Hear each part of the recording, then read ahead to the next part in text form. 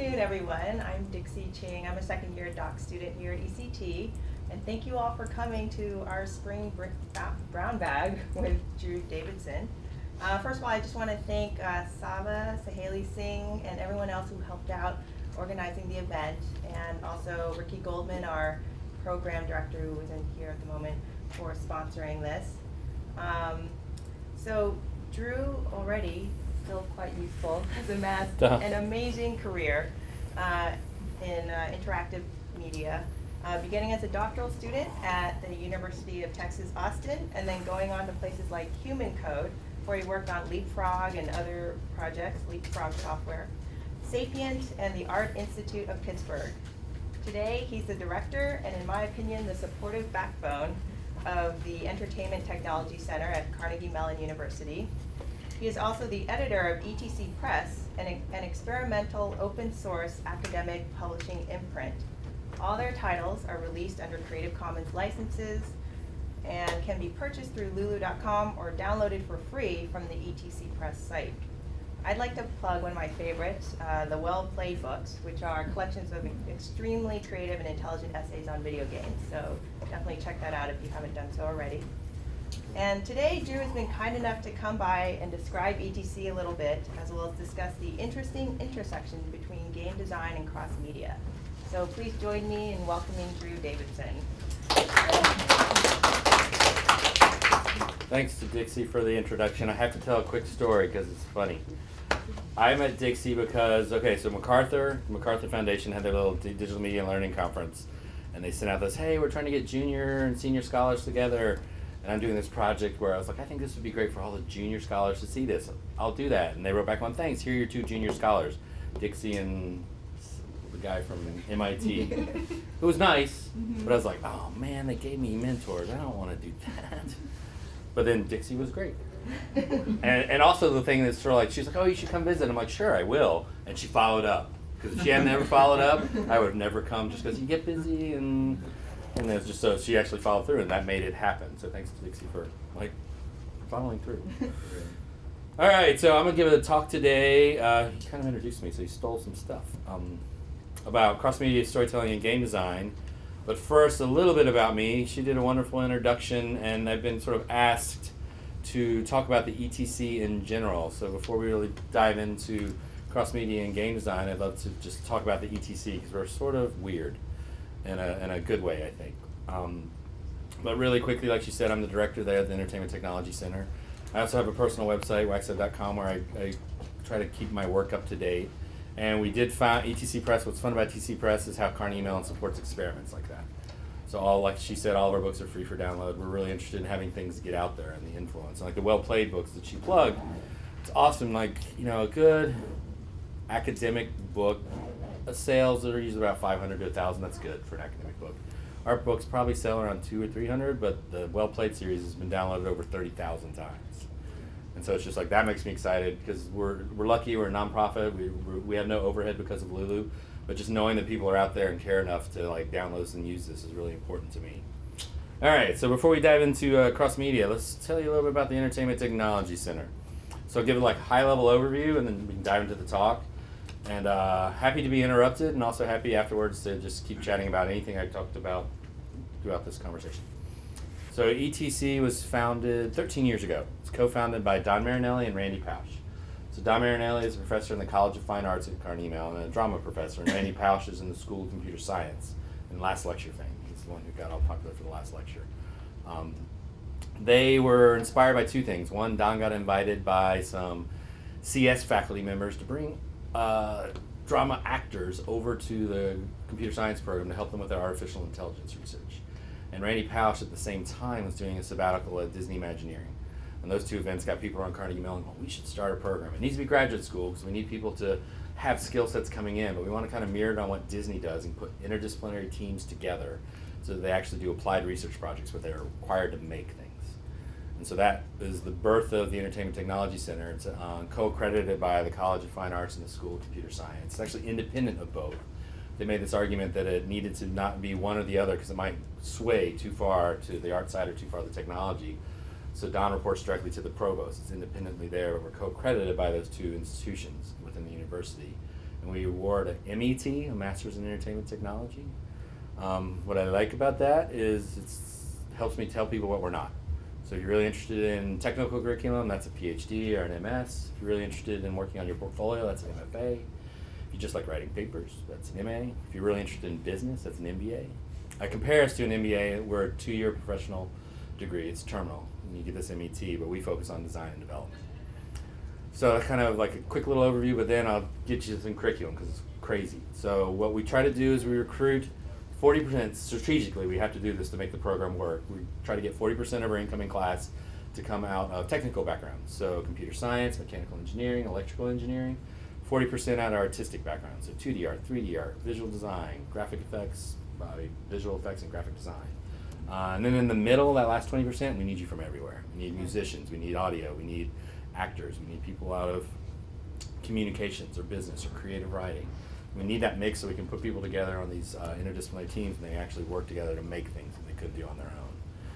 So that group comes in, okay, so that's like, I'm talking about 75 students to give you numbers for these percentages I'm throwing around.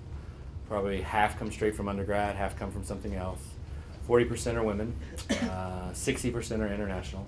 CMU is a big international draw for university, and we are like mostly Chinese, Korean, and Indian of the international draw. Some Europeans, some South Americans. Youngest students are usually the Asians who got out of undergrad and they're 19. So they're really young, but they can code. Oldest student was 52. I don't know how she did it. She was a visual effects artist for the Star Wars movies. She did visual effects, and she happened to be from Pittsburgh and wanted a degree so she could teach. So that kind of gives you the makeup. So we take that group in and they go through what we jokingly call boot camp. It's 4 core courses they all have to take together. One's called Building Virtual Worlds. It's a rapid prototyping class where they take it together and they get put on teams of 4. So 3 people they never worked with before. They get 2 weeks to make something go. Shuffle, new teams, 2 weeks go. Shuffle, go, shuffle, go. So crazy crunchy timeline, 2 weeks with 3 people you've never worked with before and you might not like. And then we throw you more curveballs. So you're making these virtual reality experiences and you're not allowed to use standard input devices. So no mice, no keyboards, no joysticks. You can use the weird stuff that we have around the building, like magnetic motion tracking, infrared motion tracking, huge 4-person display tables, all this stuff. Or if you have mechanical engineers or industrial designers on your team, you can make your own sort of input device. So like we have a surfboard that is wired so it can do input and output, and all kinds of bicycles and all kinds of crazy stuff around there. And so the whole idea is to get people out of your comfort zone and have to do something fast. So there's not much time to dicker around and you just go, go, go, go, go. And then on top of that, even more curveballs. So one round, you have to have 3 characters. Another round, you're not allowed to use pixels. And so students are like, what? And it's like, well, there's a space. You can use lighting, you can use film, nothing digital. At the same time, they take a visual storytelling class, so it's all about lighting and audio, how that can make anything more immersive and engaging. And intentionally, there's a tension there of that's a 3-week cycle where you're stuck on a team all semester long. So it's either like, I won the lottery, I love my team, or like, I hate my team. So you're going 3 weeks, 3 weeks, 3 weeks, and then you're shuffling on these 2 weeks. So that's a lot of project management tension that we set up intentionally. Finally, they take a improv class. Everybody goes through improv. Not to be funny or a better actor, but to think about sharing ideas, sharing credit, sharing space, and thinking about how to serve something that's not about you. You're like, in improv terms, it's serving the narrative. And we sort of take that paradigm and think you're serving the project. So it's not your ego involved, it's how do you make the project better. And then a fundamentals class that I teach that focuses on like project management, because you're always going to have deadlines and deliverables. Presentation, we want to be able to talk about what you're doing and why. And then aesthetics and critical thinking, hopefully being able to step back and go, is what I'm making fun, interesting, engaging? Being able to try to give them some tips and tricks to not think that their stuff's awesome, because I'm hilarious. And you're just too old, so you don't understand my jokes. That never happens, ever. So that's their first semester, and that's intentionally set up to be really, really intense. Probably every other year we have somebody drop out because they're like, I hate this. Or if you're getting a sense, it's all teamwork focused, interdisciplinary project teams. Somebody will go, but I don't like teams, can I work by myself? No. And that's a for semester-long projects. Semester-long projects happen in 3 ways. They're sponsored by for-profit or nonprofit entities, so you're going to have a client. So you have to deal with that type of project situation. They can be driven by faculty, research, or grants. So again, you'll have these external goals to your ideas. And the students can actually pitch their own ideas. They can pitch to the faculty, and if it gets approved, they get to work on their idea. Some of the fun pitch projects, usually pitch projects are where the most interesting stuff happens. Have you ever played World of Goo? World of Goo is an indie video game that started out as a student pitch at ETC. They pitched a project called Experimental Gameplay. They're like, how do you prototype most quickly? So 4 guys are like, what we're going to do is prototype a game a week. So we're going to make 50 games in one semester. And one of those games was something called Tower of Goo. And that became the seed for a small little 2-person company called Duty Boy to work in a coffee shop and make World of Goo and make millions. And so they're highly successful. And Peacemaker, has anybody heard of Peacemaker? Peacemaker is, for those who haven't, a turn-based strategy game set in the Middle East. You get to choose to be the Israeli Prime Minister or the Palestinian President. Go and keep the peace. Very hard game to win. And that started as a student pitch as well. What's fun about both of those in terms of student pitches is Carnegie Mellon, I think NYU is somewhat similar when I was talking earlier. Students own all their IP, so it makes it really easy to spin a company off of. We're project-based anyways, and so it's like, oh, this, Peacemaker's got legs. It's going from a one little vertical slice of one day to let's make this a product. So they did that. So that kind of sets up the projects, and what happens for our students is they get evaluated in 3 ways. 3 times during the semester, they are graded as a team. So the faculty meet as a whole and look at how you're presenting what you're doing and the product that you're actually making at quarters, halves, and finals. And then 3 times right behind that, your advisor on your team is one-on-one meetings with your faculty. You're going to talk about how you're doing. And so it's like, how's your integrity? How's your enthusiasm? How's your communication or cooperation? So really, really subjective. Like the way Randy used to put it is, we're going to give you 10 years of feedback in 2 years. And so those are the meetings where people cry. Or like to argue, because it's like, how do you judge me on my integrity? It's so obvious when it's not there. Nobody trusts you, I can tell. Your whole team locks up their valuables when you're in the room. Are you doing, I remember from Randy's last lecture, the peer feedback thing? Yeah. Well, so in the Building Virtual Worlds class, another type of feedback they get in the Building Virtual Worlds class is all those 2-week rounds, at the end of each round, they give anonymous feedback to each other. You don't get that feedback till the end of the semester. So at the end of the semester, you get a packet. Here's what 20 of your colleagues think of you. And then they put the data up on the screen under pseudonyms. So you're like, oh, look, number 1, everybody loves working with this person. Who's down here? Your colleagues really don't like working with you, even if you think you're awesome. So let's talk more about that. And in improv, they do what she calls the tapping game. In improv, at the end of the semester, so they've done all these exercises, and Brenda Harger, the woman who teaches improv, gets to know the students in ways nobody else does. They do this game where everybody sits in a circle facing out with their eyes closed, and then throughout the course of the last class meeting, everybody goes in one at a time, and she'll do things like tap somebody you think is creative, tap somebody you respect, tap somebody you thought was a really good leader. So she gets to watch, and the students get to sort of feel just by this anonymous tapping. It's like, and some people it's like they get tapped for everything, and so it's just like that. Their colleagues love them and really respect them, and some people don't get tapped much. And being improv, she'll just like keep going, like tap somebody who has good shoes, tap somebody, just trying to get everybody to get tapped. But she said the weirdest thing is when, some people don't get tapped much, some people get tapped a lot, some people don't tap. And so like when you're in a circle and it's like tap somebody you respect, and they're like, not really anybody. It's like, whoa, that's very telling. So we try to really get to know our students. And then those one-on-one meetings can be really intense, and that kind of adds up to how you get evaluated on our projects. And one of the things we've noticed is students are smart. They kind of know the game of school. I was a student once, I knew that game. If I figured out what Jan wanted, I gave him that, and I got a good grade. So they'll have good grades, but we're still like worried. It's usually attitudinal. So we do these performance reviews where it's like all the faculty look at all the students at midterms and finals, and if half of us are really concerned about Dixie, because Dixie's trouble, she's not in trouble, we're just going to have a meeting and go, Dixie, you're going to benefit from a little bit more feedback. And hopefully she'll catch the picture, because it's just like, usually it's something about attitude that we're kind of worried about. We don't want, like Randy said in his last lecture, when his mentor sat down and said, I really hate that your arrogance is probably going to keep you from having opportunities that I think you would benefit from. And for Randy, that was a wake-up call, because he was like, well, I'm the smartest person in the room. Obviously. And so on the back end of the Entertainment Technology Center, people go out into video games, Hollywood, into location-based stuff, like museums and theme parks. So every now and then, 1 or 2 going for a PhD, even though we're terminal. And we probably have a company a year spun off or started up. What's fun, and this shows my background out of communications, is I think it's all about communications. It's problem solving with people who have different backgrounds, so, from both international to, like cultural, from the ideas, like I'm from a different culture, also cultural, like I'm a geek and I'm from art school. Artists are usually used to having their work evaluated. A lot of our programmers will, like, boom, boom, boom, my code's done, it works, I'm finished for the semester. And it's like, no, we're going to play test that, and the kids are going to hate it, and you're going to have to iterate. And so that type of thing is like, it's all about communication and rapid problem solving.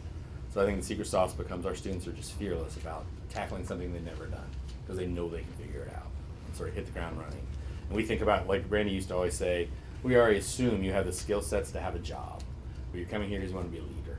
And so for us, leadership is assuming responsibility for your role in the team and then pushing the field, like peacemaker or hazmat, stuff like that.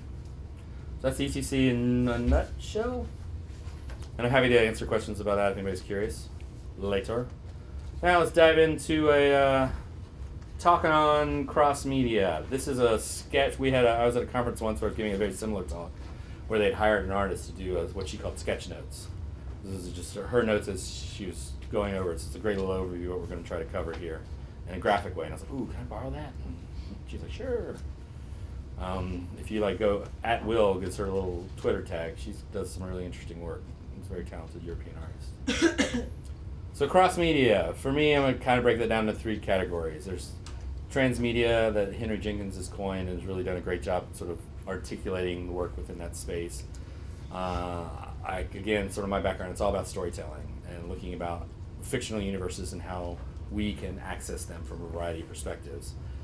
I look at game design as a way to encourage us as fans to find those ways and to encourage us to top mediums or media so that we just don't read the book, we just don't go to the movies. A little bit of game design could help give us the incentive to go like, oh, I like that movie, I should go check out the website or I should go check out the novel.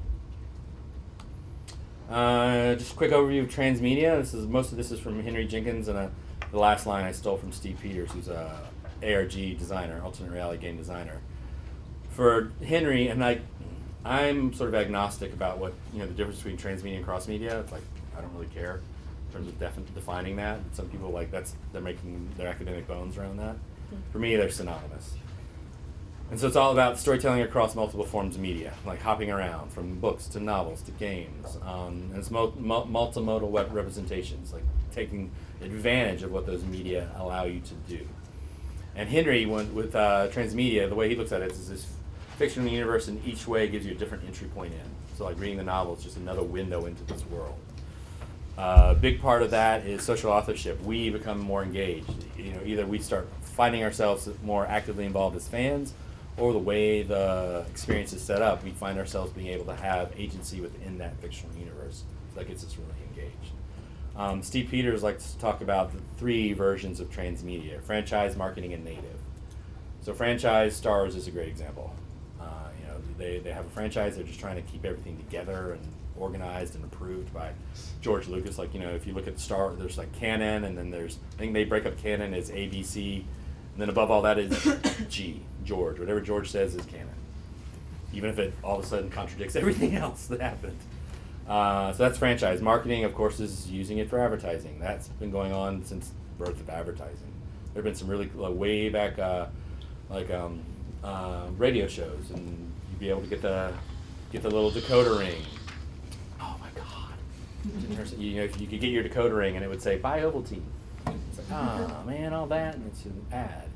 And then native is something that was for Steve. That's like, it's not about having something tentpole. It's like you're thinking about trying to tell a story from the inception to happen across a lot of media.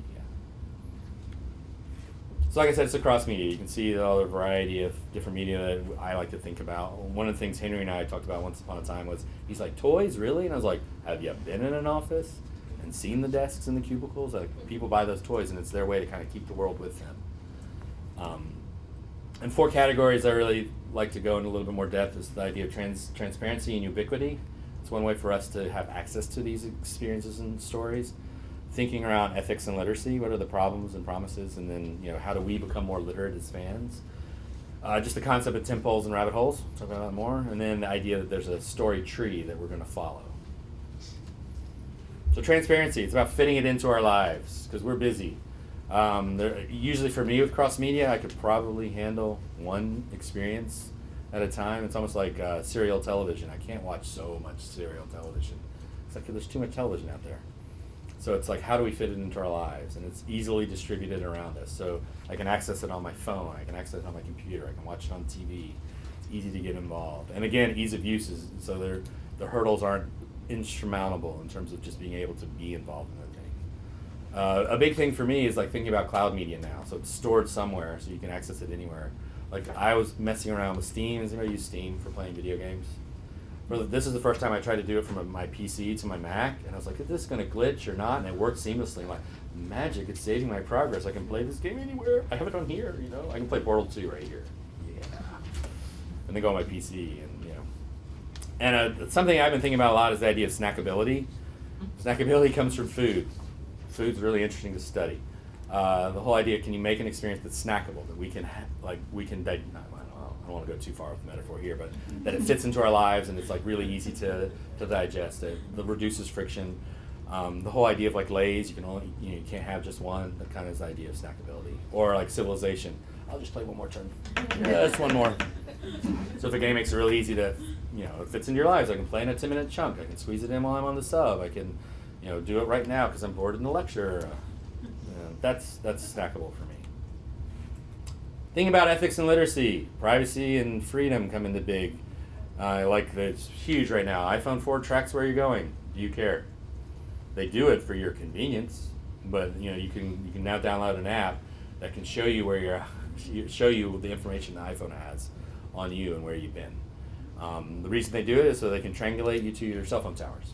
So it helps you do the GPS and the maps. That's like the base reason they're doing it, but it also means they know where you've been. And somebody else proved it with the iPhones. Every time, the iPhone, every time you close it, it sort of takes the screen and minimizes it as it goes away. Nice little graphic effect. That means it takes a screenshot of everything you've ever done on the iPhone. And programmers have been able to pull that off. So doing these experiences where we're getting more involved and isn't it awesome, it knows where I am, there's issues you want to consider. Like, I'd rather opt in as opposed to have to opt out. And so having that freedom to be able to choose how much I want to be engaged and not get spammed by an experience. Intellectual property comes into play. What do we own if we start really getting involved and start creating characters or creating storylines within these fictional universes that they take? Like Lost was famous for listening to their fans and then taking ideas from like fan-driven wikis and using them in the show. There was no question that the fans didn't own those ideas. It was the writers did. And Dixie was saying, I'm really curious about things like Creative Commons. How do you then help share if you're trying to create experience that people do have ownership? Now, there's an example I'll talk about later.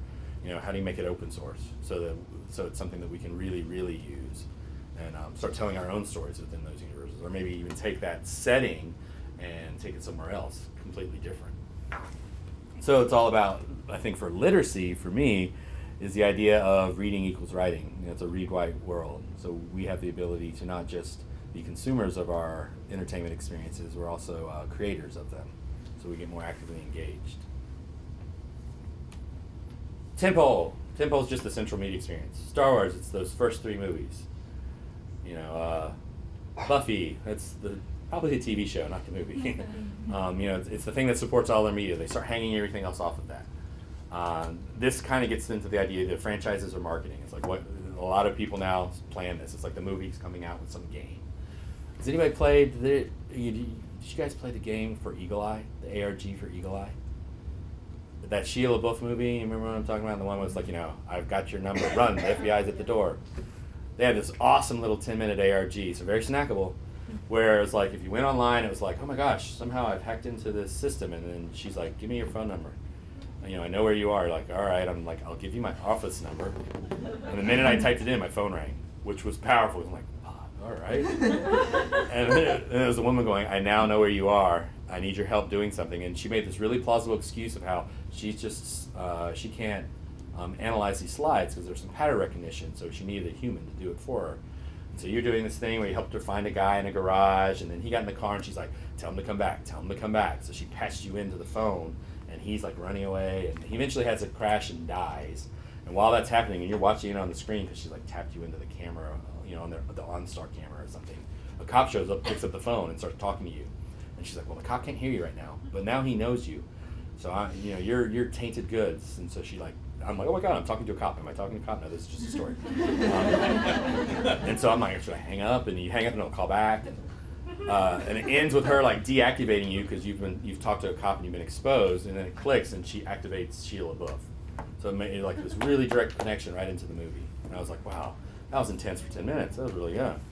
And like at the time, I think they had enough servers up and running that it worked so well. When the phone rang, I was like, oh my God, I just typed that in. I think you could go now, and I bet the phone might not ring.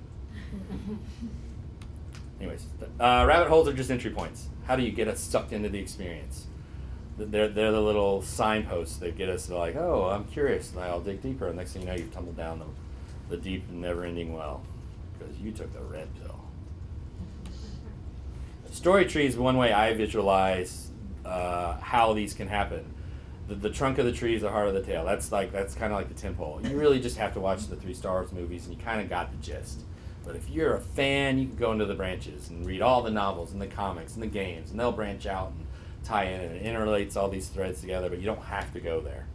And so that's just like a metaphor in my head of a great way to start thinking about how to interweave these experiences.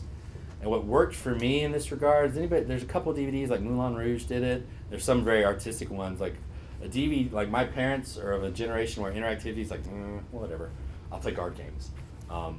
But they'll use the extras on DVDs. And some of the extras are in movie now, where it's like, hit the blue button when the green fairy's on, you'll get a little bit more of this scene. And so it's sort of like this weird, like entry-level interactivity into a story that my parents were willing to engage in. And so that started me thinking about, well, that's the story. You can just sit back and watch the movie, but if you want, there are more scenes, there's more things you can look at. You can see alternate endings if you want to see.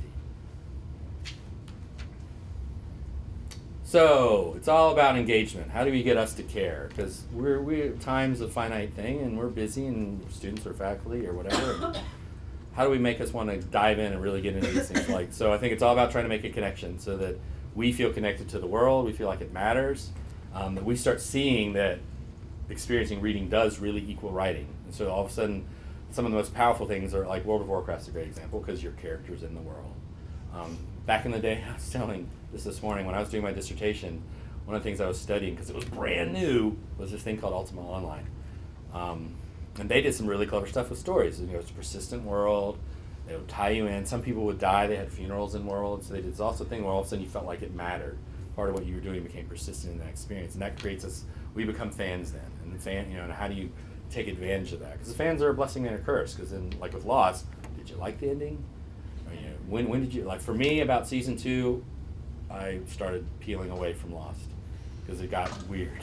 And I still kind of want to revisit it. And another thing, a concept I've been toying around with is this idea we live in a post-secret society. And I think that's kind of like in 3 levels. Post-secret, i.e., you can get any spoiler you care to have. And also I'll talk about some other ideas in terms of post-secret, sort of like postmodern. But I think we're in this, how do you take advantage of the fact that we can be as knowledgeable as we care to be if we want to get engaged. Looking at some of the promises of cross-media. It gives us ownership. We feel like it's ours, which is again problematic because maybe it's theirs in terms of IP, but we care enough that we want to really get involved. And again, the promises of the read write. I think in terms of fans, it's awesome to feel like we've made something important happen. In terms of the creators, that it's really powerful when we get so involved that we're actually doing things with their stuff. Fan fiction's a blessing and a curse too. Some people, like I think J.K. Rowling's been very supportive of Harry Potter, of certain stripes of Harry Potter fan fiction. I don't know if she likes slash fiction, but some of it, she's been using that to help support literacy movements. So like getting kids to read more and learning how to write by getting them involved in the world.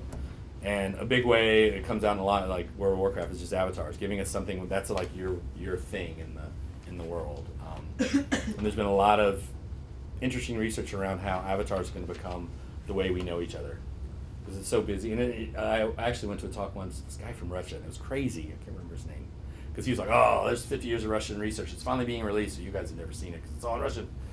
But it's fascinating about how like our email is just a form of like I probably do 90% of my interactions with you email.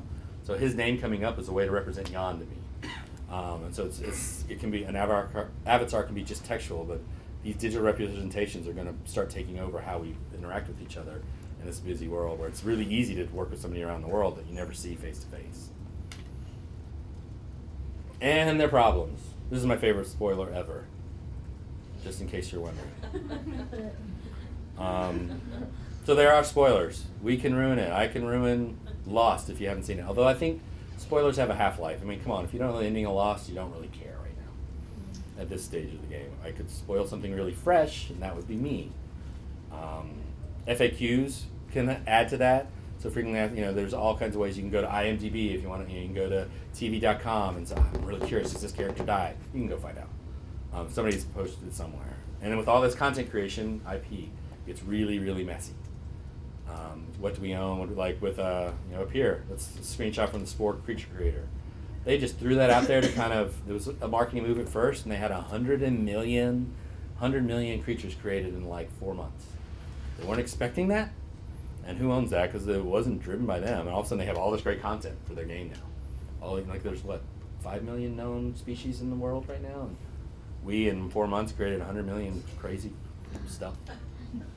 Been a couple talks from some of my friends who help make Spore, and they love digging through this and go, look at this thing. Somebody figure out how to make that. But it gets messy. It's like, how much do you want to let people do things? All right, let's look at some great examples. Some of them you may have heard of, some of you might not have. These aren't all of them. These are just some of them. And like I was saying earlier, to me, it's all about these universes, creating these experiences that we can dive into.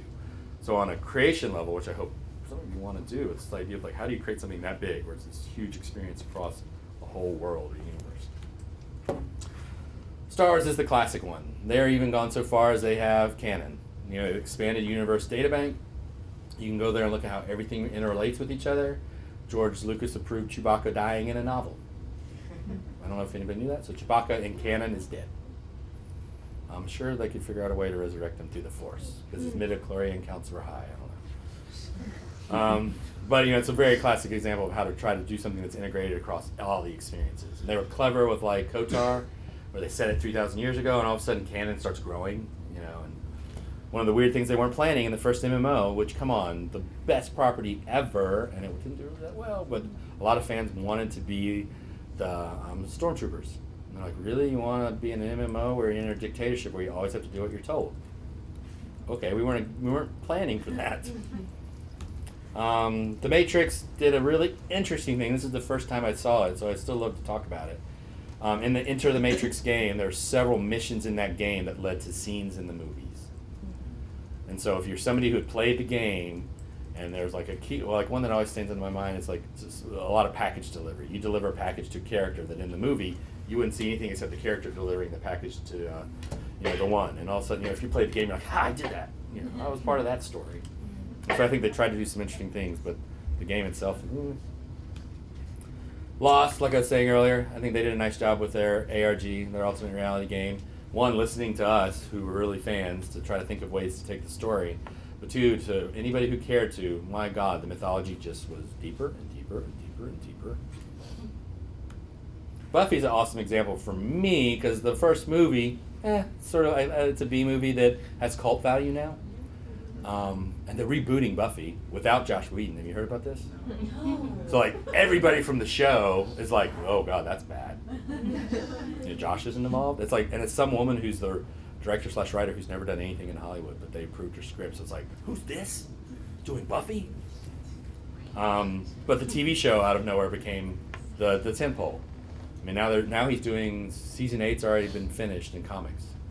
So 7 seasons of TV show. Season 8, which is canon, is just finished. Season 9 is starting. And so I think it was just fascinating how it kind of picked up steam in its second revolution. Normally you think of a movie as being what could set things going. Myst was part of my dissertation, and I think they tried to do some interesting things too. It was the games first and foremost. Then they made novels because the Miller brothers were really frustrated. They're trying to think of ways to do dramatic tension in a game, and their storytelling style of sort of you're a sleuth uncovering the story didn't enable that really well. So they started writing novels to give you some high points. They did a comic book series that was supposed to be 4. It was just 1. There was actually going to be a Mist Island theme park down in Florida. Never happened, did it? And there's been a proposed sci-fi, but back when sci-fi wasn't spelled S-Y-F-I. F-Y. So that is somewhere in hiatus, but they were trying to all again integrate together and use the game as a tentpole. Again, that's sort of rare. Use the game secondary. One of my favorites, One Life to Live, did an ARG before there was such a thing as ARGs in a way. One of their characters, what was her name? Marcia Wallace. She was the little secretary that everybody picked on. She was a little overweight, so she was always getting picked on by the beautiful people in One Life to Live. Wrote a novel about her like a childhood murder mystery. The head writer of the TV series, of the soap opera, wrote the novel, but it was written by Marcia Walsh. And then in the show, she went on book tour because her novel all of a sudden took off. So fans could go meet the cast and be in the show. And so it's just like this. Well, I thought this was this really clever overlapping where, like, oh, I'm a fan of One Life to Live, and I can go meet them and then be in the show because I'm attending a book signing. I'm there. So it was like this wonderful fan moment because she's a fan favorite, and all of a sudden she was successful. And she's probably died since then. I don't know. Soap operas. A good example of a native one is Sean Stewart, the guy who did the ARG I was telling you about for Eagle Eye, did Kathy's book. Sean Stewart's one of the designers behind The Beast and some of the more like I Love Bees. He was involved in that. And Kathy's book is a novel. You can see there's a phone number on the cover. You can call it. That's your rabbit hole right there. You're going to get a message, and it's going to take you deeper. And so the whole idea of reading the book is sort of it's a diary of this girl that she's lost the book, and you're going to sort of help her. She's disappeared too. So that's like a high-level overview. And as you start, the book becomes your source book for finding all the cues and the clues. So it was, initially created to be a native experience. A fan-based one. Anybody familiar with Lost Zombies? Lost Zombies is a fan-driven idea. Zombies are real. Send us your footage. And so anybody can do it. The zombies are in New York City. Catch it on film and upload it there. And they're piecing together a documentary of zombies around the world. Like, help us do our research. We're trying to understand the zombie scourge, and it's evolved into games. Like there's some Lost Zombie games for your iPhone. There's some stuff online. Completely fan-driven storytelling. And people have taken off. What a clever concept! Zombies are real. Show us. We believe that. I'm sure you've seen them, particularly in the subway here. Come on, that's where they live. So fans can start their own thing. There's tons of stuff now with Kickstarter.com. Familiar with Kickstarter? A lot of people are starting to fund their own ideas through that. Again, IP gets really interesting because some Kickstarters like, we'll give you IP, we'll put your name on the product as a producer or whatever. And so they're starting to think of interesting ways to let all of us become part of the storytelling just from the inception, not just as after the fact. So we're busy people, like I said. How do we get involved? Game design, I think, is a way to tempt us to do more. So you can use it for good or evil, I guess. And we'll talk about that in a second under the game apocalypse. So what I'd love to do is just sort of break this out, thinking about how game design, we've talked about alternate reality games just in general, kind of dig into them a little, how they enable us to get actively engaged and make us feel like we have some agency in the story. That is so powerful. We feel like you've had an impact. How they can help us follow a cross medium, an interest curve that keeps us engaged and keeps us in the flow of the experience. And just the idea of procedurality, how things sort of like clockwork in a way fit together. And as we puzzle through it, it rewards our attention to get more involved as we start uncovering that. The game Apocalypse, I'm stealing from Jesse Shell, is something that happens with games that could be bad. And then just looking at how they can be goals and the glue of the experience. So ARGs, alternate reality games. This is the poster from AI, the movie, one of the ones that had the Beast. And you can see right there, Janine Sala. She was the sentient robot therapist. So for certain fans who read that and said, what the heck is that? And you Googled that was your rabbit hole. Next thing you know, you're on a website that takes you down, somebody's been murdered. What's going on? So it blurs the line between the fiction and the game and reality. So it gets us, and it helps us explore the world that we care about even more. So if you're a fan of the short story that AI was built off of, or if you're really interested in the movie, all of a sudden you're getting a lot more of that before you've gone to the movie. So it enables us to start really feeling like we're engaged and you had an impact in the ARG. And the Beast kind of set the tone for ARGs being impossible to finish by yourself. So really, like a whole Cloud Makers was a group that started forming of fans, kind of, let's help each other solve these puzzles, because some of them require like ancient geometry and some of them require multiple languages, and and so the fans would all get together and start solving, which again, awesome, except you came in a little late and all of a sudden all the things have been done and spoiled. Interest curves. Jesse Schell's written a lot about this. How do you movies think about this? And like, where do you get people excited? Where do you give them a little lull so they can breathe? Horror movies are great at this, where you can't just keep bringing scares. It's nice to set it up. Like, even though it was an accident with Jaws back in the day because the shark wasn't working, so they couldn't put it in the movie for a long time, I think it worked really well to keep the shark away from us. Because once you saw the shark, it's like, yeah, it's scary, but man, that woman being dragged in the water, I grew up on the ocean, so seeing somebody get attacked by a shark, I was like, man, that made water a little bit scarier as a kid. And so that's the idea, is like, how do you plot an experience? So game design can make you really think about, how do I give people some highs and lows that get them to hop from a movie to a game, or hop from the movie to the website? And if you start plotting it out so that some of your highs are off of the tent pole, as it were, that'll be something where buzz will start happening. Like, oh my God, you have to check out the Enter the Matrix game because you run missions for the characters. And flow. People familiar with Mihaly Csikszentmihalyi? Yeah, Csikszentmihalyi. His notion of flow, psychological, highly energized focus, but it just, I don't know, it seems like he meant to talk about game design. It's become very adopted by game designers. It's like, how do you keep us in the flow of an experience? So we're not too bored, we're not too frustrated, it's not too easy, it's not too hard. Gets us fully involved and focused, and so I think that's something you can think about across media. How do you help maintain that flow so that we feel engaged and we feel like you get rewarded for doing something really clever, and then it gets a little trickier and harder. So you're like, you have to raise your game to meet that. So it's across the process experience. A lot of people are talking about procedurality. Just last week I was at UC Santa Cruz. UC Santa Cruz for the Inventing the Future of Video Games, and most of the talks revolved around procedural everything. So like Michael Matias and Ian Bogos are two people who really think about this. It's the idea that thinking about storytelling, thinking about processes, thinking about game design as a procedural experience, how things fit together in terms of processes and how they interrelate. And if you create these systemic procedural experiences, the meaning comes out of the interlocking units of the parts working together. And like for Michael, it's a way to scale. So it's like, how do you tell stories that are null? Like he likes to use the idea of, if you're trying to paint the Mona Lisa, a cup of crayons isn't going to get you there. If you're trying to do a sculpture, oh my God, a cup of crayons is not going to get you there. So he's looking at digitally, he's like, how can we start creating procedural tools that help us tell stories that are impossible to tell without them? So that enables us as fans to experience stories like we've never before. And this is a great little graph about what happens if you've been exposed to D&D early in your life. Which I'm sure has not happened to anybody in this room. I was just talking with the lunch. We were talking about how old school gamers know how to do math in their head. Because if you're playing D&D on a table and you're having to do all that, you get really good at starting doing the calculations in your head. Where people our age are like, the computer does that. Give me a calculator. Something I developed once upon a time was this idea of trying to think about how to unpack interactive experiences. And what came to me with this chart was the idea of tracking involvement to immersion to investment. And 3 phases that are tracked.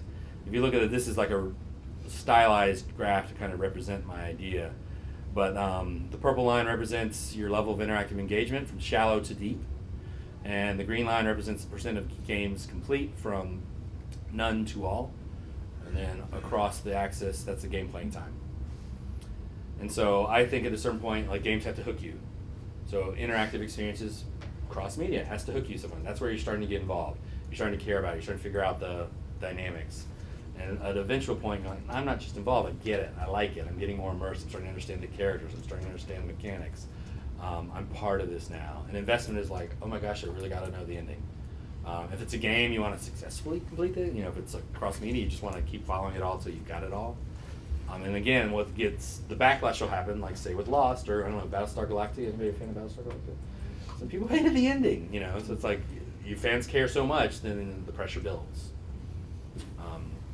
And so I was just trying to look at a way. It's like at a certain point, you go from involvement to you're really immersed and you're getting it, and then you hit that. Like for me, it's when it crosses in terms of your level of interactive engagement, and then percentage game play is just like come hell or high water, I'm gonna finish this.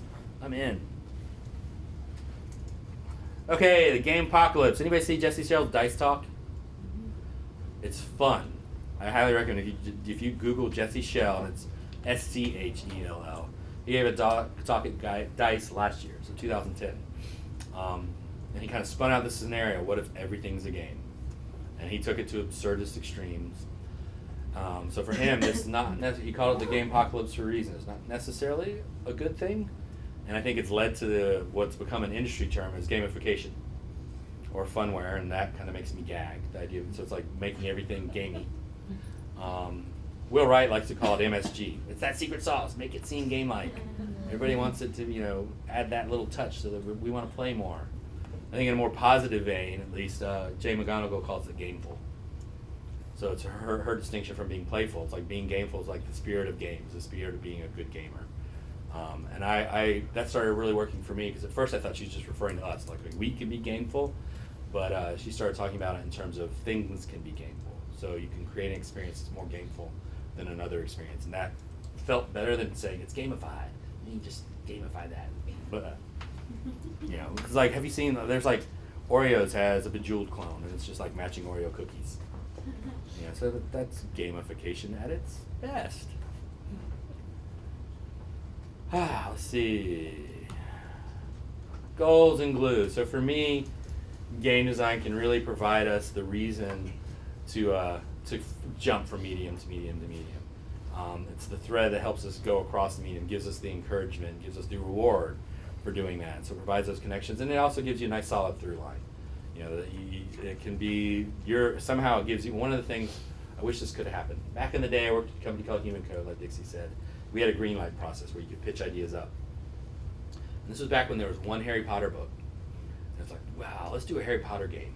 And the idea will be the player will be a kid who gets a letter that says, hey, you're coming to Hogwarts. You've been enrolled. And so it's very much like you're not playing any of the main characters. You're not playing Harry. You're going to get to meet Harry in the game. And we were like, hey, we can make it educational, where like potions is fractions, and spell casting is grammar, usage, and mechanics, and things like that. And so like it gave us this great through line where you're involved in this experience. You're going to school and learning how to be a magician, and that gives you this purpose for deeper engagement. It gives you these goals, and you're like, oh my God, now you're really in and you're really involved. Great example of this for me, classic, is Pokemon.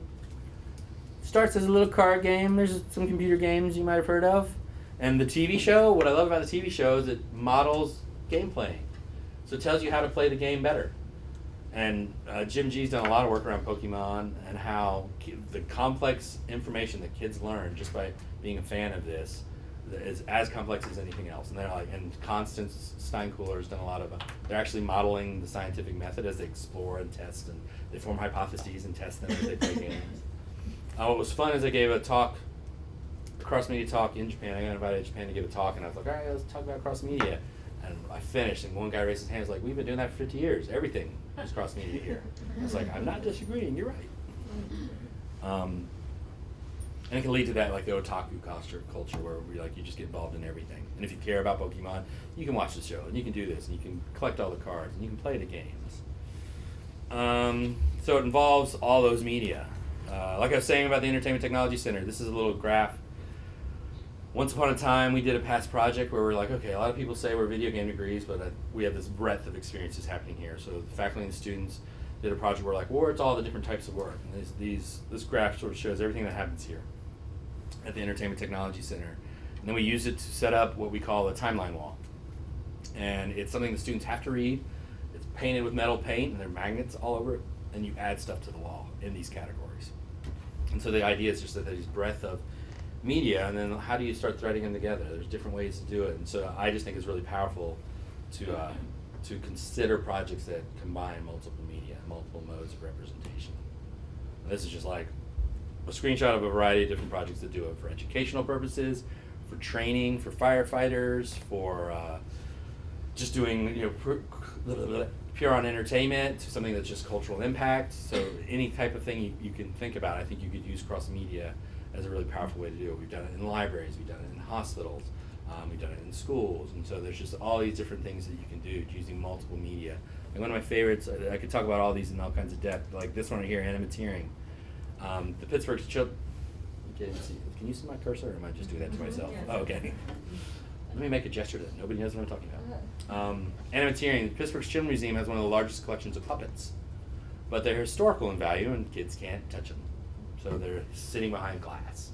Yay, I get to look at a puppet.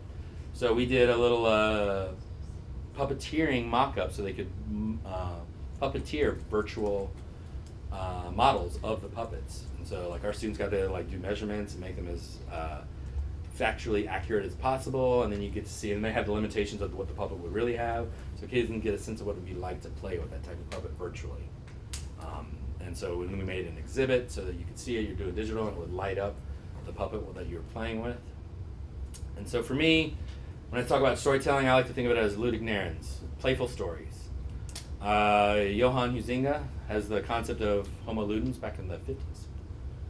So the idea that we're playful people, and then language comes along and ruins it all, because then we have to talk about it.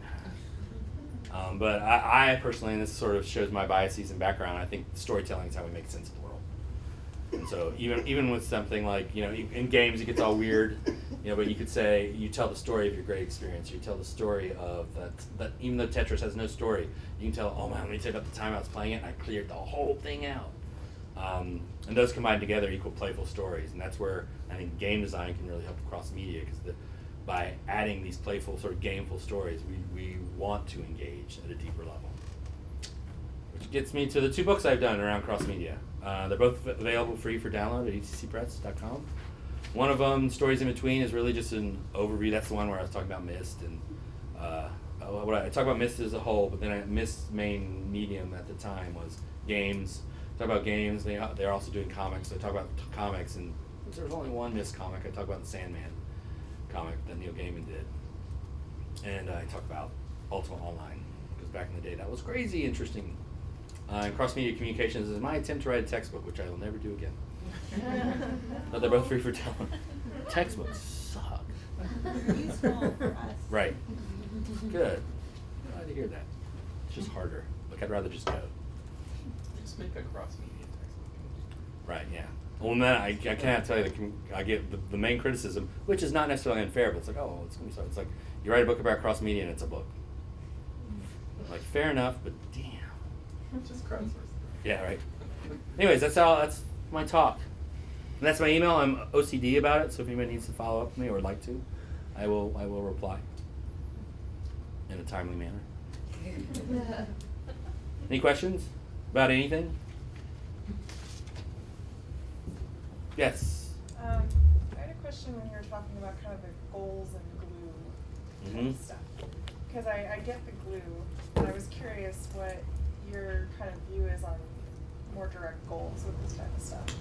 Like with Pokemon, you were talking about that, which I agree that the kids are learning so much, but I remember when it was really popular, I asked my neighbor, like, well, so what do you do? And she's like, well, you catch them all.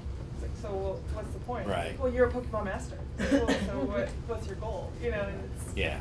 I'm curious kind of like where you see that fit. I think it happened on a couple levels. I think on a smaller interstitial level, the goals were like, how do I get me or us to care about this enough to go find something more? So like I watch the movies and I've heard there's a game. Is there any way that the movie can in some way inspire me to go to the game? And that could be a commercial goal, but it's also just like, I think it's more interesting when it's inherently in the, because I didn't care too much about the advertising campaign around Eagle Eye. I was like, oh, just another action movie. I played that ARG and I was very interested in the movie. So like in a storytelling way, it sucked me in. I thought that's clever. It made me feel part of it. Makes sense. It like led right into the main scene in the movie. And so it can give you that goal where it's like, okay, well now I'm watching the movie. I waited till DVD because I'm lazy, but that's like a sort of interstitial goal. And I think your question about Pokemon is a really good one. It's like, what's the higher level goal of the overarching thing that you want us to experience? Maybe Pokemon is being a Pokemon master and understanding what that is. It could literally just be collect them all and that's the goal because that means you're a Pokemon master, or you could unpack that more deeply and say being a Pokemon master means you're modeling this type of behavior. And not necessarily that was Nintendo's goal, but you could think about it in an educational, it's like being something like, there's a lot of science games now that are trying to use the Pokemon mechanics to just collect all the definitions of biology, all the different chemical compounds. And by becoming a chemical compound master, you're going to understand chemistry. Or you could use it for behavior. It's like becoming this means you model this type of behavior. And games are really good at that. Like one of the most powerful things I saw once when I was in the industry we were making a game for warehouse training, and we were doing a sort of like choose your own adventure type model for some of the moments in this game, and it was kind of like, okay, you're going out to lunch, and Bob says, hey, there's 2-for-1 beers. You want to have a beer? It's like, you're about to drive the forklift. Should you have a beer? And as we were playtesting, everybody's like, I know I shouldn't, but I'd love to see what happens when I do. And so games give you this really powerful way to make mistakes safely and then learn from them. And like learning, I mean, Jan can say, like, the best way to learn is to make mistakes and have failures. Like when you're nothing but successful, it's kind of hard to know, unpack some lessons there. The minute you make a mistake, I hope I make a new one the next time. That happened, like the dot-com bubble reminded me of that in the 90s. You watched all these people who were like, I started my company in the garage and exploded and it's successful, and then the bubble happened and you watch all these people who had never managed except a successful company, and they didn't know what to do when things started going apart. Not to pick on anybody in the bubble, but all of a sudden, I was in Austin and it was almost a joke. It's like two things happened that was hilarious, or well, I don't know if that's true. Hilarious is not a good word. People were losing their jobs. You'd show up and there'd be a security car going, there's no company. And so it hasn't made the news yet and you don't have a job. You just like tried to go to work and there's no company anymore. It closed that fast. And then later on, these companies were just started by people our age and they had millions, and all of a sudden it went away. And now it's tax time and there's nobody to give you a W-2. And the company's gone and the assets are gone and they've all moved on, and where's the data? And that was really weird in Austin at the time, because a lot of people had problems with their taxes because they had no way to like really report their earnings, which maybe was a good problem for some people. I've always ever heard it as transmedia, Mm-hmm. and so I mean I've seen the term cross media and I've kind of assumed it was the same thing. But is there any difference? Like I feel like are people fighting over what to call it? Like Some which people term is might going to be be. like? Which I one's think going to win? it initially, some people in Europe who were doing some of the initial research around here were calling it cross media.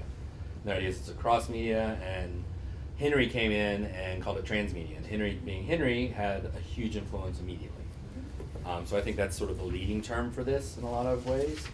I really do think of them as synonyms. I think transmedia for Henry is there's a fictional world, and the trans is all about these slices of these windows that let you in different points. Cross media, the emphasis is more about looking at the interactivity involved to go from experience to experience. And so they're really focused, so it's more an issue of focus as opposed to definition. But then if you kind of start spilling it out, it's like we were talking pretty much about the same things. Some people call it deep media. Well, there's one guy, I'm going to blank on his name, which is embarrassing, but he calls it deep media, and he's really talking about how it's the internet. The internet lets you have these deep stories so that's his focus, is it's about the web. Because you can watch a show, but the internet lets you go wherever you care to. And so it's just like, I got this one, it's from a magic shop. And you sort of like, for, I don't know, at the time, $1, it was just a whole bunch of stuff in the box, you just didn't know what it was.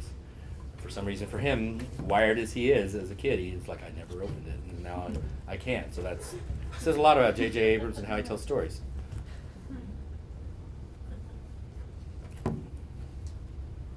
You.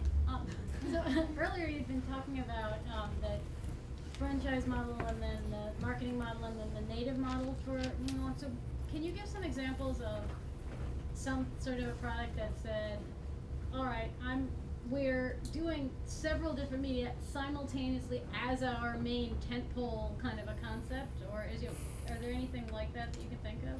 Kathy's book was sort of initiated like that. I mean, I had the novel that came out, but since he was trying to have that be native, and I think he was hoping to have sequels and stuff, so there was websites already up and phone numbers set up, and some other media, and then I think some toys you could buy that went along with it. I think now it's marketing and franchise are so close. I think the distinction for Steve was marketing is really just about advertising. And so it's like playing games around ways to raise awareness about your product. But franchises are now Steve was the head of the ARG for the Dark Knight. And which was crazy because they gave him, I mean, if you think about budgets, I think he was telling me he got $7 million to do that game. Which for an ARG, oh my God! So you got to fly around the world, but for their advertising, I'm sure that was less than they spent on catering, for the Dark Knight. But for a game, that's a huge budget. And so, but it was all about we're going to have a franchise, and this is going to help us market it. And so it was. But every movie now that is in that genre, anything that's at Comic-Con is probably gonna try to be a franchise and get us hooked. And like they did some great stuff. Like they had a contest. This was in the ARG. Who's the best Joker? Did you guys hear about this? And then who won got to get in a limo, and then they killed him. And so the Joker died, and they used that person's picture. You know, the Joker's been killed, but then it was, you know, then it became this plot twist in the ARG that rolled right into the movie. No, he hasn't. He like faked it so he could lay low, and people thought he was gone. And so that adds this like layering of, you knew that going into the movie that his introduction meant more, because he sort of set it up so that people didn't know who he was and what he was doing. And talk about fans becoming loyal. They're like, I'm in the story. That's me. Dead. I'm curious as to attempts, either successful or not, in using cross-media platforms in schools, like in elementary schools or middle in schools. schools. If you have any anecdotes, whether it's something that was designed for school or whether it's like J.K. Rowling doing a literacy program on Harry Potter. I think that's been successful because it's leveraging that popularity. And I remember, I don't know if you, like when the first book came out, a big push around the media was like, kids are reading still? Oh my God, they're reading books. She saved the day, you know. Like looking at these, like the ETC CLP project, that was with the Carnegie Library of Pittsburgh, you know, kind of famous library system. We did something called My Story Maker, which was a way for kids, and we almost finished this and we didn't quite pull it off. The idea was to allow them to just tell generic stories with iconography, so and then they could print it out and save it. And just since what they chose we could tag, would then open up the search in the library, in the index, so they could, oh, the type of story you told, here's some books you might like to read. There are stories like that. I'm trying to think of anything in class here. This was a kind of cool one. STEP right here was a project. It's Pittsburgh based. We did a Girl Scout badge around negotiation. Our subject matter expert was a CMU professor who researches in that women don't negotiate as much as men, and she's done it at an adult level, and it shows how it has a financial impact on your career. Instead of just, you know, not negotiating for a salary can long term cost you millions. And so she wanted, and it just a lot of girls don't negotiate when they're kids. And so we created a game that was a Girl Scout badge around negotiation. And so it was like 3 phases. There was one time, and it was all based off of her research. As a character, you help a group, and then you help your best friend, and then you help yourself. And so it was like gated to start getting you to think about how you negotiate to do things for yourself. And you're like, it's all about, there was this evil witch, and you know, she was threatening you to negotiate. So like, I'm giving you the chance. You're gonna blow it because I'm better than you. And so I think that's really powerful for girls. Like a lot of stuff I've seen is in after school type things more than in schools. Right. Yeah, I think it'll be interesting. We just had a meeting with McGraw-Hill yesterday. You know, like McGraw-Hills and the Pearsons and, you know, Harcourts, and they're trying to figure out. Like I worked in the publishing industry actually, right at the turn of the century, and it was funny because it was Holt, Reinhardt, and Winston, and all they had on staff were editors, but they couldn't sell textbooks without DVDs and games and websites. And so I was a senior manager of new media, and we had to outsource all that because nobody in the company could do that.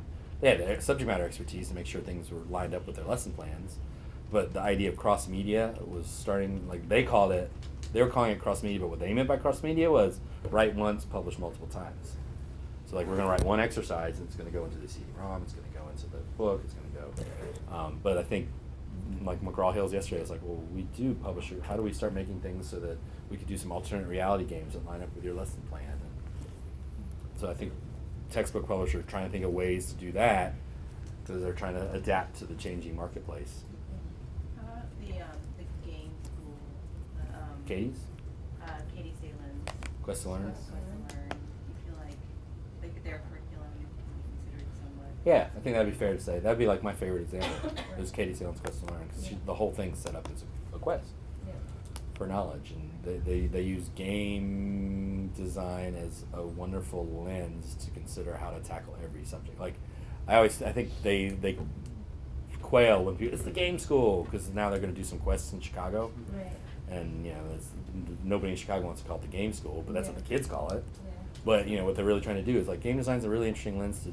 It's a problem-solving methodology. It's a very systemic way to think, and I think it's a powerful way to think about learning. And so I think that could be. it'll be interesting because sure New York is like politically interesting place to be in like the public school system. And there's some people I've talked to before that hope that school fails so they can prove that traditional teaching is, we know what we're doing. Damn it.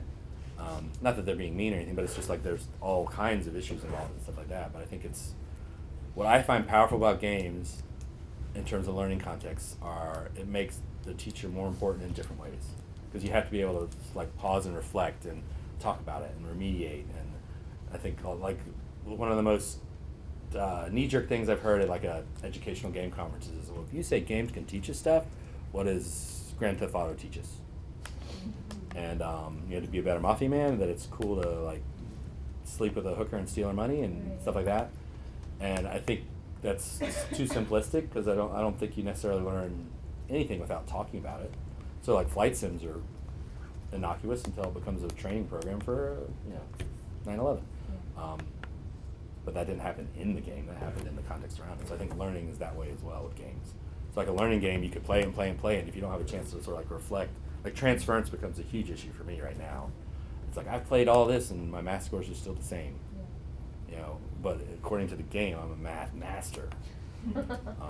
And so it's like learning how to make those connections, and I think a teacher becomes, it's that, I don't know, it's cutesy, but it's not no longer the sage on the stage or the guide by the side and all that stuff. But I think it is powerful. It's where that becomes more important. It's like, how do you help contextualize this for your students? So then when you have cross-media kind of approaches to learning, the interesting question that follows is how do you actually track the user or now the learner across the different media and what they have done and where they have learned what in terms of evaluating or at least measuring learning outcomes. So have you seen any interesting approaches to that?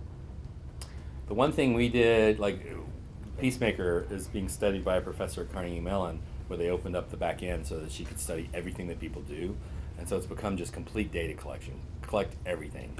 And like with the Intertech thing, the warehouse game I was telling you all about, every click we tracked. And there was some stuff that happened in notebooks, so we had a physical thing as well. And it was remediated by teachers. The lessons plans were recorded because they had a grant to study the efficacy of the game, and they were able to prove it worked. But so it was just like collect everything and then sift through it after the fact. And so I've seen attempts along those lines, and I think they're brute force. Which I've got everything, but that's a lot of data. We actually did some transmedia testing in Chicago, and we were finding out that like only a third. This is for younger audience, 6 to 8, that they make that connection to hop. Right. And so I was wondering if you have any suggestions for developing kind of cross media for younger audiences, like 6 to 8, to like be able to like connect to hop. I'd look to the lessons of Pokemon. Like that gives you a good, like watching a TV show makes you a better player, and having somebody who cares enough to mentor a tournament. Like I have a friend in Ann Arbor who's a tech librarian, and he does Pokemon tournaments in the library, and he cracks me up because he knows Pokemon so well he can catch cheaters, and I'm like, that's terrifying that you know it that well. You can tell when you've juiced your deck and you don't know what you're doing with your characters, and so giving them reasons like that, or just highly like that type of like, by doing this it benefits you from that. Kids will pick up on that. I think one of the things we've seen too, though, and this is painful. Like we worked on a project in MacArthur called UMedia, where we helped develop an after-school space in the Chicago Public Library Chicago Public Library, downtown, the big one downtown. Well, they have this huge room. We divided it up off of into a new media workshop where the kids could come and hang out. And we had this huge private library. Like, you gotta let food. If you're talking about after school and no food, they'll come and leave. But if you allow them to have food, at least in that area, for the library, that was big. It was like, food in the room? Nope. And then it was like, okay, in this area only. But we modeled it off Mimi Ito's research of how kids use digital media. So it's like hanging out, messing around, geeking out. And the idea is like digital media is something we all use. That's the hanging out. You're always on your phone. You're always the messing around is, I've decided I want to Photoshop my boyfriend out of this picture. How do I do that? And so you start messing around with being able to manipulate, mod. And geeking out's when you're like, I want to create my own movie. I want to mix my own song. And so you go from like mashups to like recording your own stuff.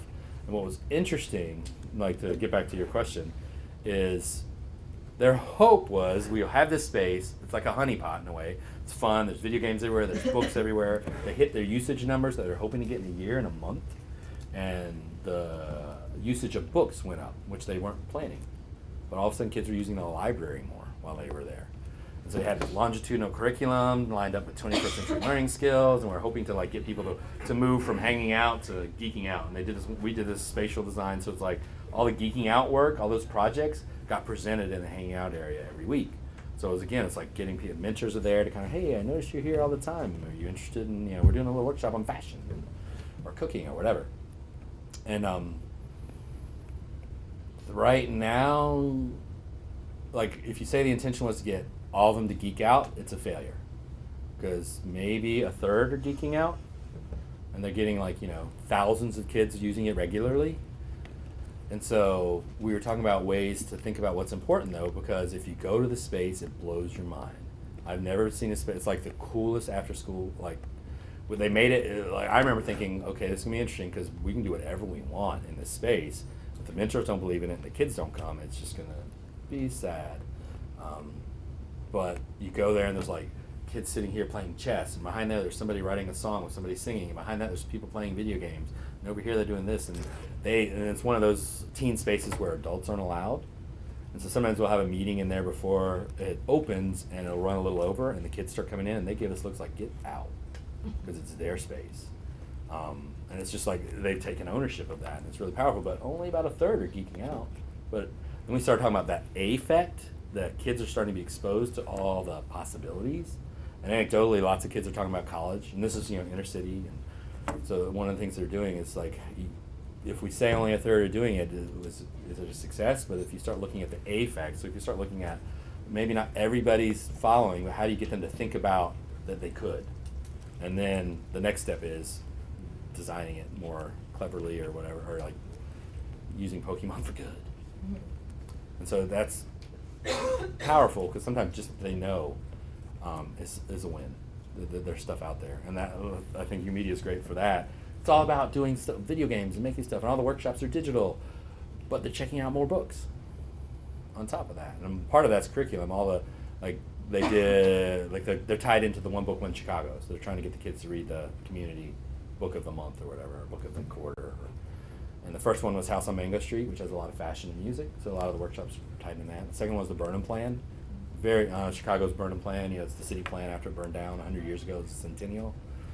That's not a book, that's an architectural treatise. And so you're getting high school kids to care about that, so what they did is they did all these competitions about looking at what Burnham's, he had all these ideas about what made a beautiful city. How do you apply that to your neighborhood? And they had a competition, how do you redesign your neighborhood?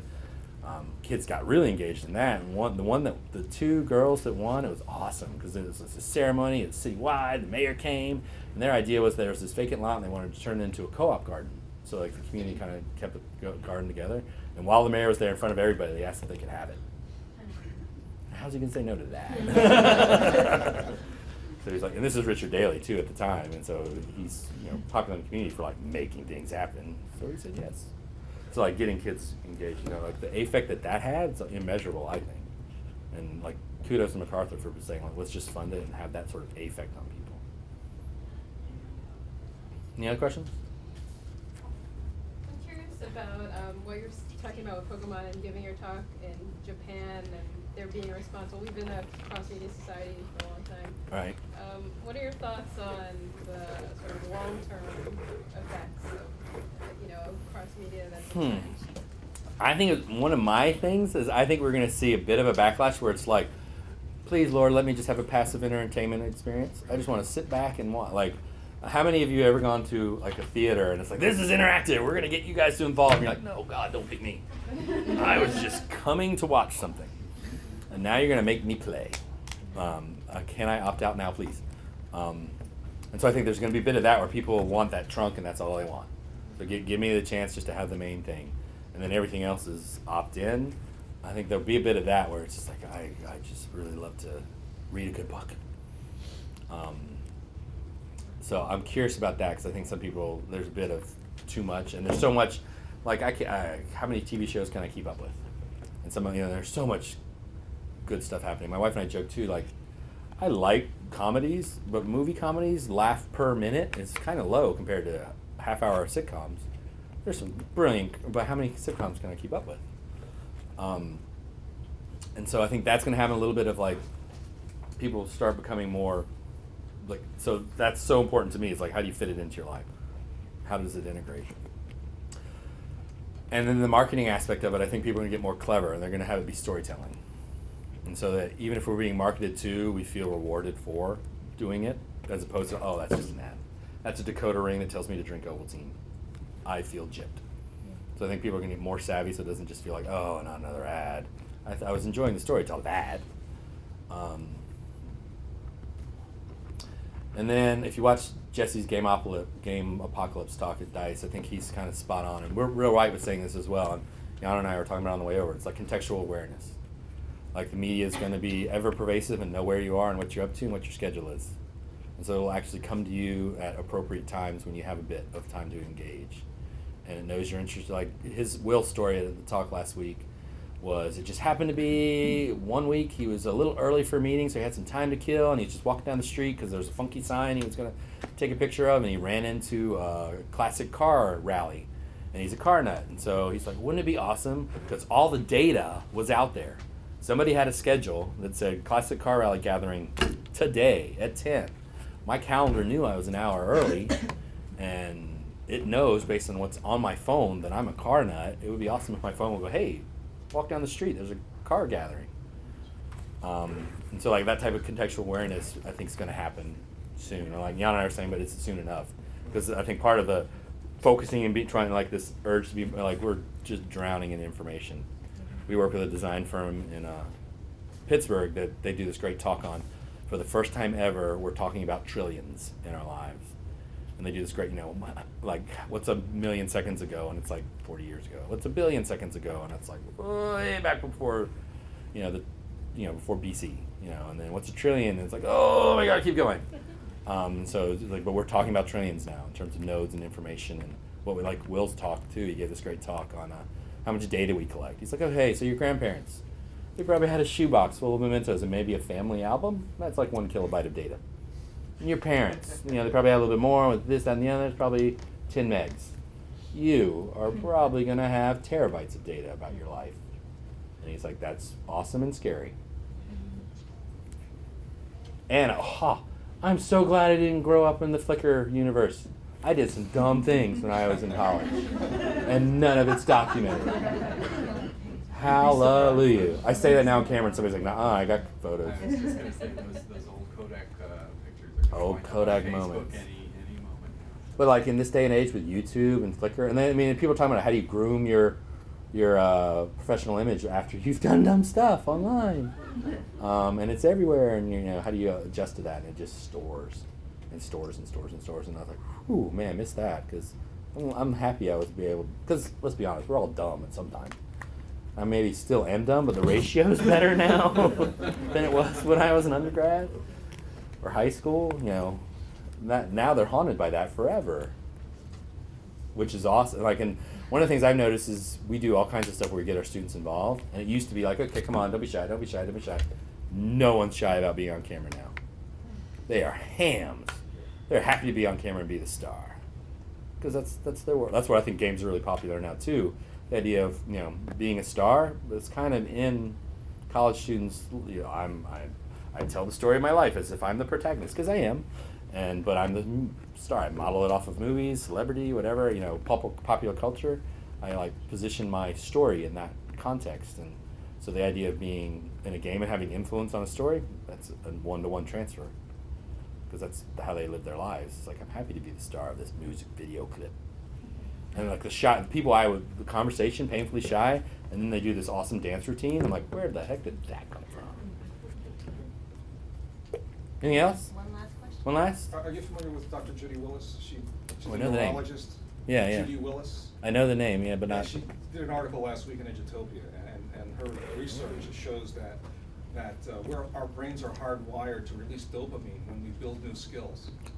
And she's laying that out as a whole theory about why games are so successful and why learning in K-12 or colleges should become more game-like, because we're hardwired to get, you know, pleasurable responses Right. from being successful. And it only works when you keep scaffolding the skills higher and higher.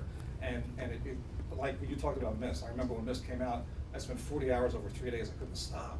Now I know why. Because when you reach each skill level, you get a hardwired dopamine response. And it was kind of fascinating. It explained to me why it really does work and why we should look at it for motivating students more.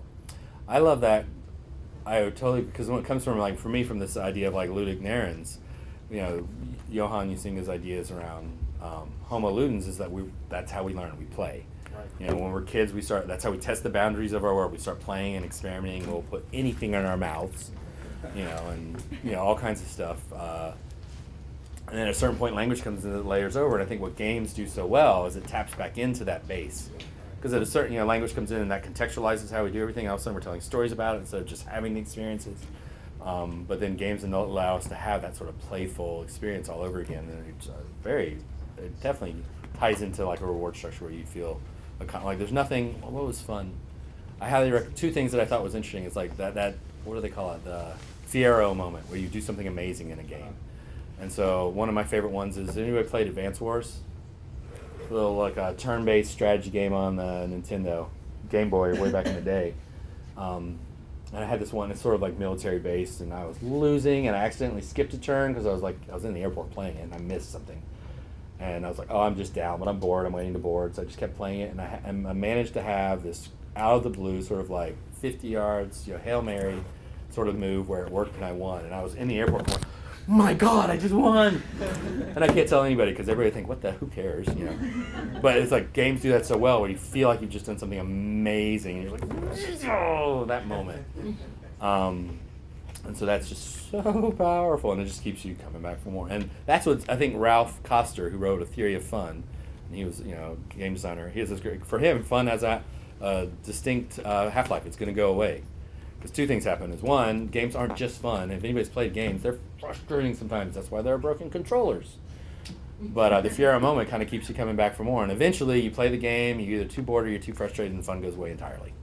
Or you completed it so much it's not even fun to revisit it. Or you need a break. And so part of that's like finding the next thing. So fun has. She talks about that. It has to be scaffolded up. It has to be ever continuing, increasing challenge. The other thing this is new to me. There's a game for the iPad and iPhone called Sword and Sorcery, a little indie game. It's wonderful, and I recommend it. One of the things, it's just really well designed. It's beautiful, both in terms of music and its visuals, and its game design. It's like harkens back to point and click adventures. But they do this wonderful thing with the storytelling. Everything's tweetable, which is cheeky, I think. But they break the fourth wall a lot to you as a player. They ask you to take breaks. There's this chance where you can kill something, and if you don't, they're like, oh, you didn't kill him, we love you. And things like that, where my wife and I are like, that's the first time, because she enjoyed like watching me play because it's so nice to look at. It's like the first time like a game gave us a warm fuzzy. Where it's just like, oh, we felt good. Like you could tell, like, you know, it's like I feel the love from this game. Like, and so that's interesting, you know, different sort of like, we played all the way through together. So I think games are getting more complex in that regard as well. That was the last one, yes? Thanks everybody for your time and attention. Thank you so much.